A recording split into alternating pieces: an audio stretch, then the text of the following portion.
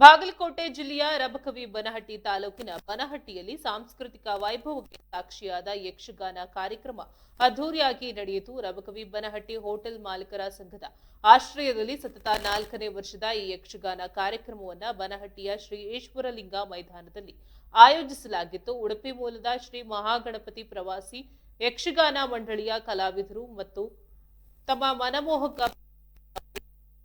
ಮನ ಗೆದ್ರು. ಯಕ್ಷಗಾನದ ಮೂಲಕ ಭಾರತೀಯ ಸಂಸ್ಕೃತಿ, ಪುರಾಣ ಹಾಗೂ ಪರಂಪರೆಯನ್ನ ಜನರಿಗೆ ಪರಿಚಯಿಸುವ ಉದ್ದೇಶದಿಂದ ಆಯೋಜಿಸಲಾದ ಕಾರ್ಯಕ್ರಮದಲ್ಲಿ ಮೋಹಿನಿ ಭಸ್ಮಾಸುರ ಹಾಗೂ ಶಬರಿಮಲೆ ಸ್ವಾಮಿ ಪೌರಾಣಿಕ ಪ್ರಸಂಗಗಳನ್ನ ಕಲಾವಿದರು ಅದ್ಭುತವಾಗಿ ರಂಗದ ಮೇಲೆ ಮೂಡಿಸಿದ್ರು. ಕಲಾವಿದರ ಮನೋಜ್ಞ ಅಭಿನಯ, ಆಕರ್ಷಕ ವೇಷಭೂಷಣ, ಸಾಂಪ್ರದಾಯಿಕ ಸಂಗೀತ ಹಾಗೂ ನೃತ್ಯ ಪ್ರೇಕ್ಷಕರನ್ನ ಮಂತ್ರಮುಗ್ಧರನ್ನಾಗಿಸಿತು.